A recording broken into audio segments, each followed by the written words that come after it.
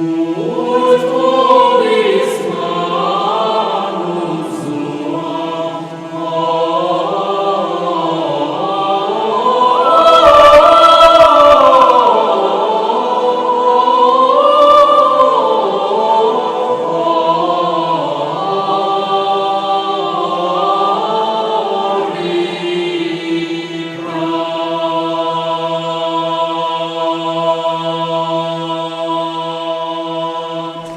over 4 decades, Judy Chicago, the artist, the author, feminist, educator, and humanist, has remained steadfast in her commitment to the power of art as a vehicle for intellectual transformation and social change, and to women's rights to engage in the highest level of art production. Clearly, she has our backs, let's say. Through her work, she has enlarged the definition of art, expanded the role for the female artist, and emphasized women's rights to freedom of expression. In the early 70s, after a decade of professional art practice, Judy pioneered feminist art and art education through a unique program for women at the California State University in Fresno. In 1974, she turned her attention to the subject of women's history and created her most well-known work, The Dinner Party. This monumental multimedia project was a symbolic history of women in Western civilization, and it was executed between 1974 and 1979 with the participation of hundreds of volunteers. She then designed a series of birth and creation images for her needlework after observing the absence of representation about birth in Western art.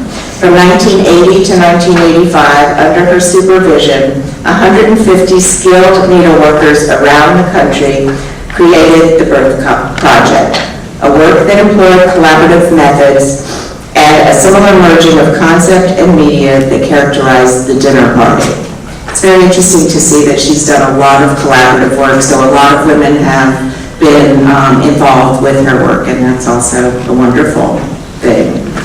In addition to a life of prodigious art making, Judy is the author of numerous books, including Through the Flower, My Struggle as a Woman Artist, Beyond the Flower, the autobiography of a feminist artist, and The Dinner Party, From Creation to Preservation. In 2005, she wrote Kitty City, a feline book of hours, which chronicled the life and daily activities of Judy, her husband, and their bevy of cats. In 2007, Becoming Judy Chicago, a biographer by art historian Gail Levin, was based on Judy's papers that are housed at Radcliffe College's Schlesinger Library on the history of women in America.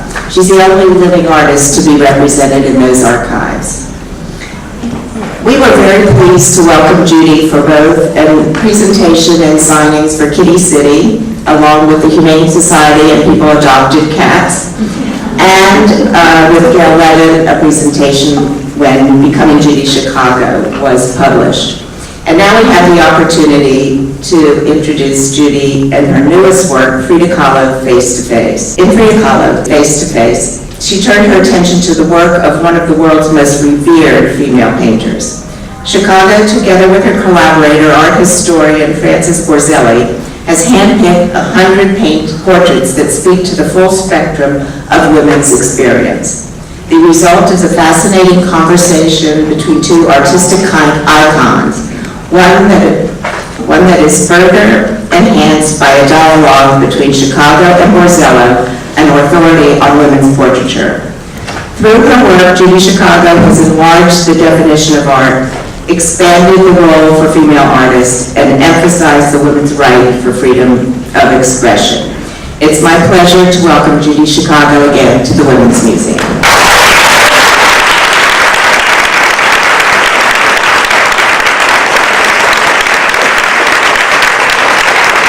Hello, good afternoon.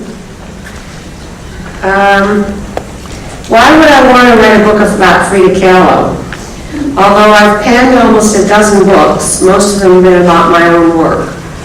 Still, I was intrigued when Presto contacted me about this project. I delivered a lecture at the Women's Building in LA, where I was living, about some of the discoveries I was making. At that time, Frida Kahlo was not at all well known.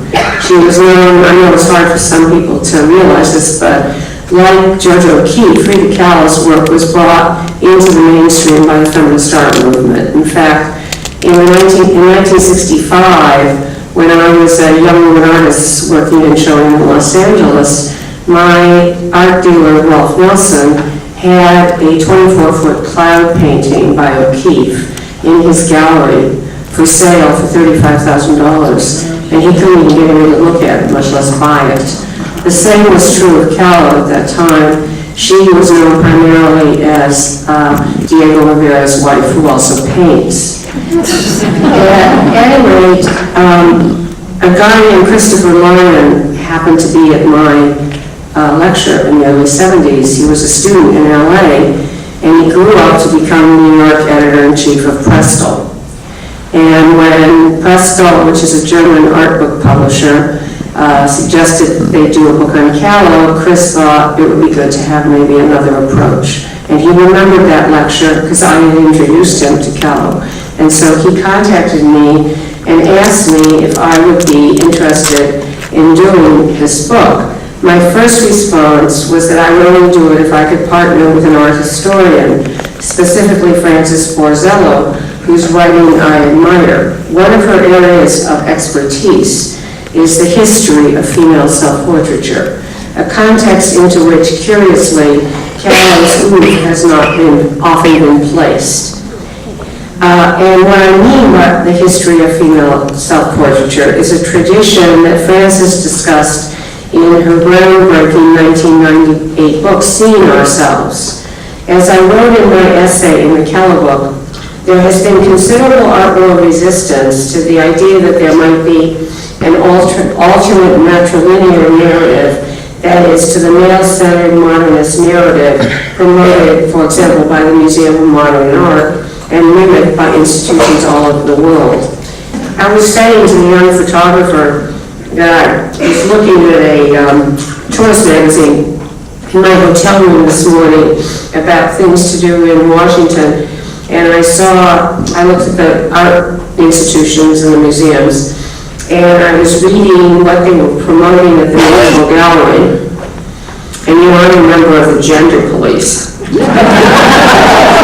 I go to museums and count.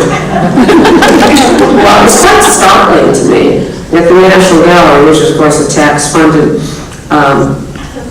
museum, listed all these artists that they wanted me to come and see. And I'm like, I'm not going there. It's all men. Why do I want to go there? Who is the only men? And I'm thinking,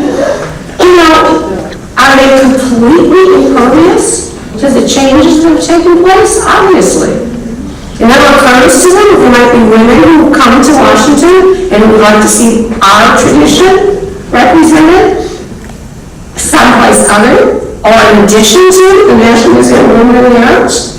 But anyway, in Face-to-Face, Frances and I had a number of goals, one of which was to examine Kahlo's overall body of art, something that happens rarely with women artists. Instead, as took place with Mary Oppenheim's Spurline teacup at MoMA, women's work is often taken out of context and fit into the male modernist narrative, which serves to reinforce rather than to challenge that narrative. And challenging the dominance of the male narrative was one of the goals of the feminist art movement, my own work included. And of course, this lack of dealing with women's overall body of work is something that I feel sensitive to, because my work is often reduced to the dinner party. And even though I'm grateful for the acknowledgement that it's brought me, still the dinner party is only one work in a large body of work, which is one of the reasons I have a survey show up at ACA in New York from now to the end of November called Surveying JUDY Chicago 1970 to 2010. So I wanted to do for Frida Kahlo what I hope that will happen in terms of my own work. The other problem in terms of women's art, another problem, is that it's often described in terms of their biographies, and often as reactive to what their male partners do.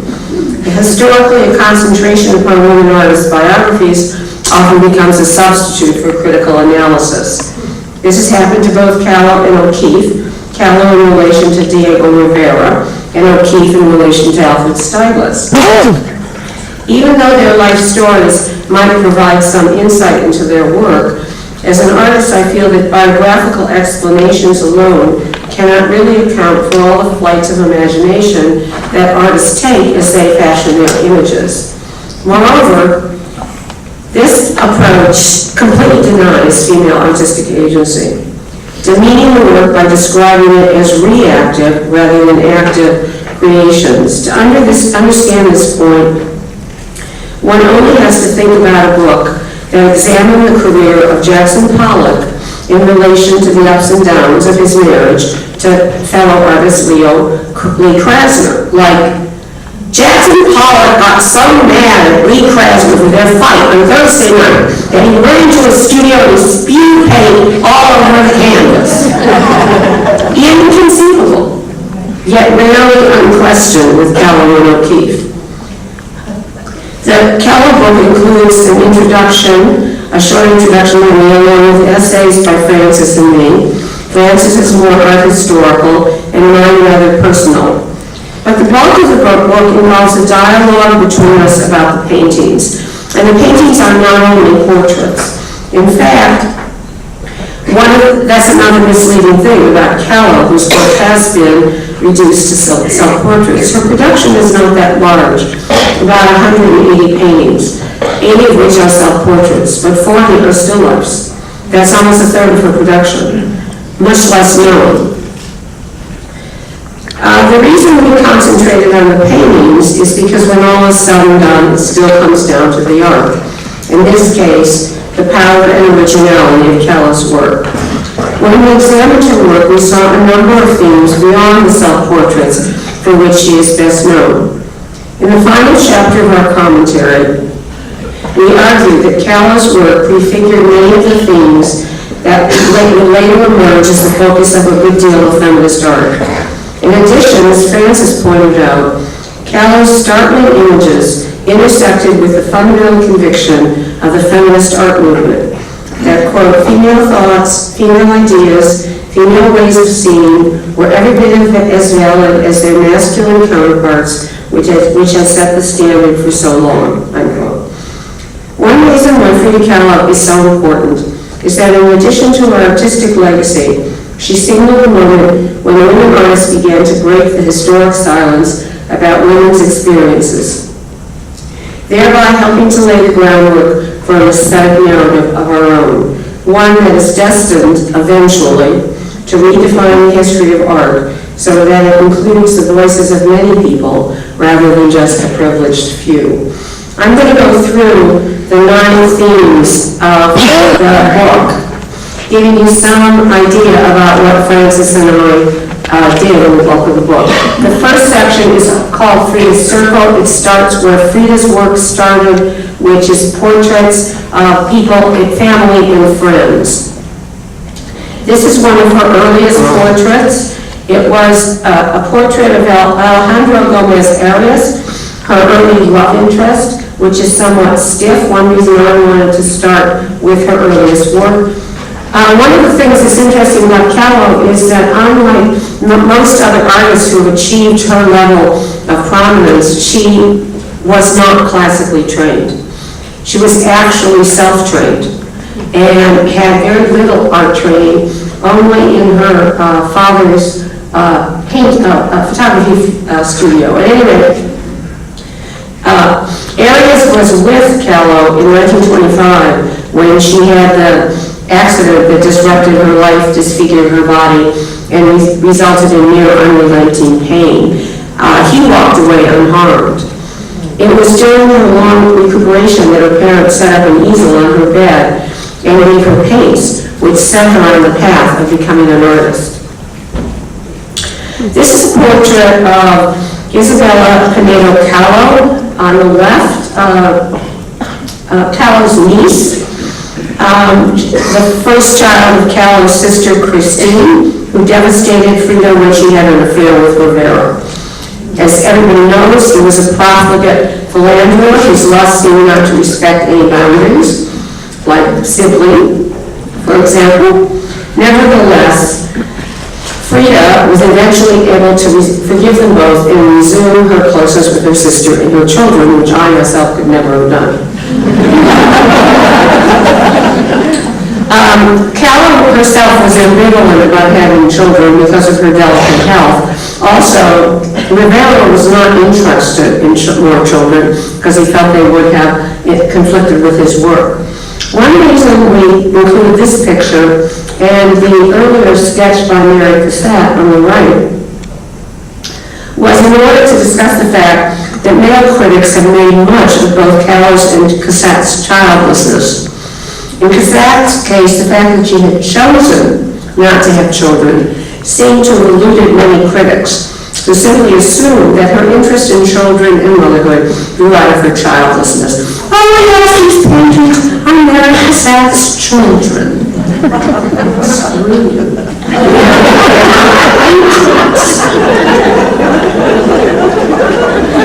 It's interesting to note that both artists imbue their subjects with an individuality that seems related to their awareness of their skills.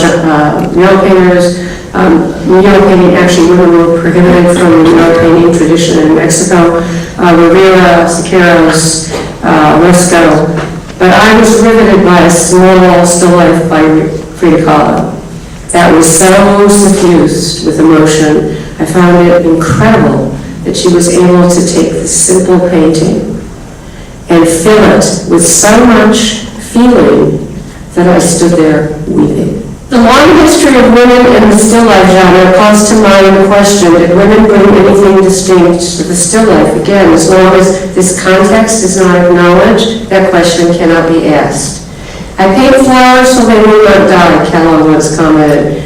A remark that suggests a deep awareness of the transient nature of life, one that can be readily expressed through flowers. In fact, one of the things Kahlo would like to do, because she had a great sense of humor, was buy fruits and vegetables, paint them, and then invite all our friends to come over and eat them before they die. Again, an expression of her awareness of the cycle of life and death and rebirth. Magnolia in full bloom lasts briefly, only art can transform that limited amount of time into eternity. Moreover, magnolias, which are ancient flowers, are tough. Could both the Mexican artist and the American photographer Imogen Cunningham, who photographed this flower 20 years before Kahlo painted this painting, can they both have chosen to represent these particular flowers as a metaphor for their own artistic staying power? The 8th section is called the divided self. The split or divided self involves the separation of a part of the mind from the whole. Now, this painting by Kahlo, Self-Portrait with Bed, Me and My Doll in 1937, in order to talk about, I have to juxtapose with the next spread of the book, because we look at the doll in the history of women's work. And what we have is a painting by Alice Neal from 1933 called Symbols, a painting by the Scandinavian painter Sigfrid Herten, Self-Portrait 1914. So these paintings span, this work spans 100 years.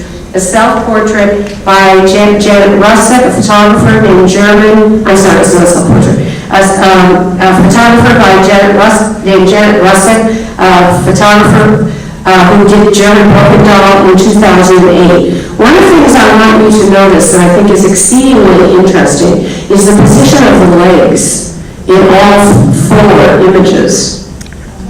They're all sitting with their legs akimbo and spread.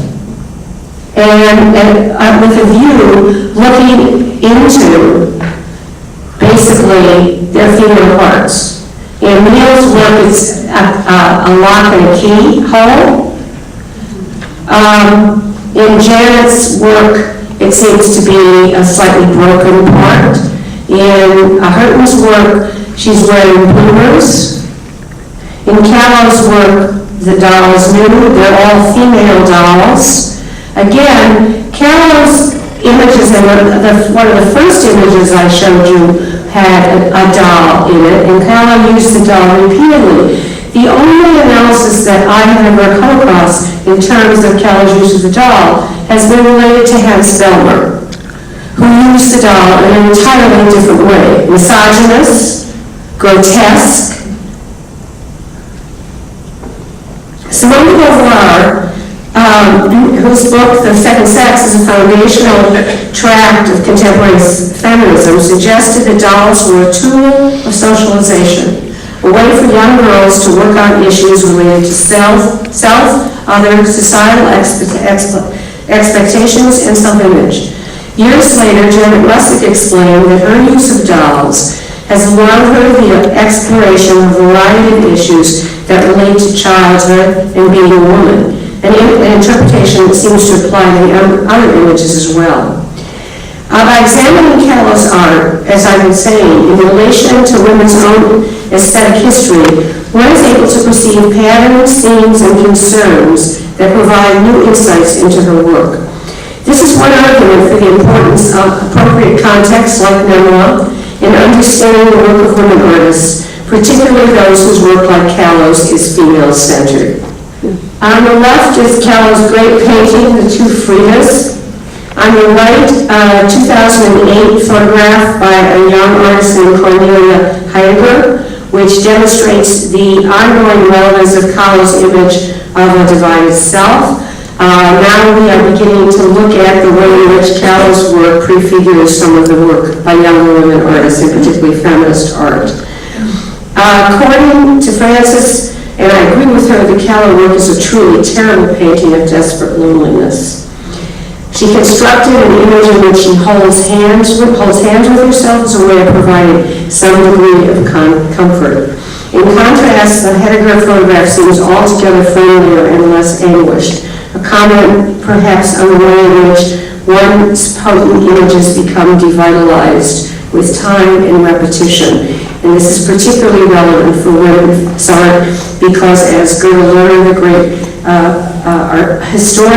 women's historian, wrote, women do not know what women before them thought, taught, and I would add, created, and that results in a constant reinventing of the wheel. So we see woman artists after woman artists, young women artists, coming up with images that have been explored earlier and sometimes in a more potent way. In fact, at the Brooklyn Museum on October 3rd, when Frances and I did a dialogue to launch the Kahlo book after our presentation, and in relation to the last images I was showing you about the dolls, the use of dolls in women's art, the young woman at the top came up to us, a performance artist, and said, I've been working with dolls for 20 years, and I had no idea anybody had ever done it before me.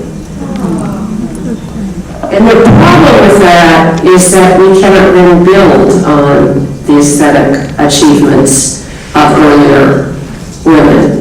We can only repeat them, and sometimes in less potent form. The last section of the book is called Inside Out. Kahlo pushed the boundaries of subject matter to allow for the introduction of personal experiences that were previously considered entirely outside the limits of art. This is a drawing by Kahlo about her miscarriage called Henry Ford Hospital. On the right, work by a photographer named Joanne Leonard from 1972 called Rupture about miscarriage. And below, an image from my birth project called Birth Tear, a small embroidery directly on top of my drawing on silk. In 1980, when I set out to address what I assumed was an iconographic void about the reality of the birth experience in the birth project, I thought that there were no images of birth or miscarriage, as the case may be in Western art, at least not from a female perspective. I would later discover that there were precedents, including this incredible painting by Kahlo, My Birth, which was not widely known then. And even less familiar was the work by Joanne Leonard, who in the early 1970s produced this image about her journal, about her miscarriage in a series called Journal of a Miscarriage, which has rarely been seen. I think it's worthwhile to point out that while Kahlo painted the blood in this painting, Leonard actually smeared her blood, her bleeding from the miscarriage blood, right on the pages of her journal. This difference in approach actually reflects the significant change that had taken place in art as a result of the feminist art movement, which ushered in, among other subjects, a focus on the female body and its effluence. What most engages me is the fact that Kahlo's examination of the torments of illness set the stage for later women artists, for instance, Hannah Wilkie, who chronicled her battle with lymphoma in a serial group of photographs that drew on various art historical tropes, especially traditional representations of women.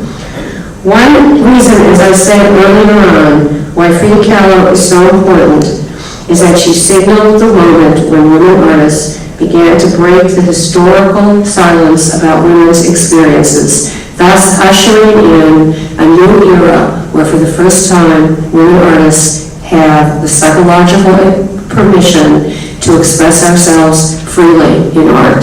Thank you very much.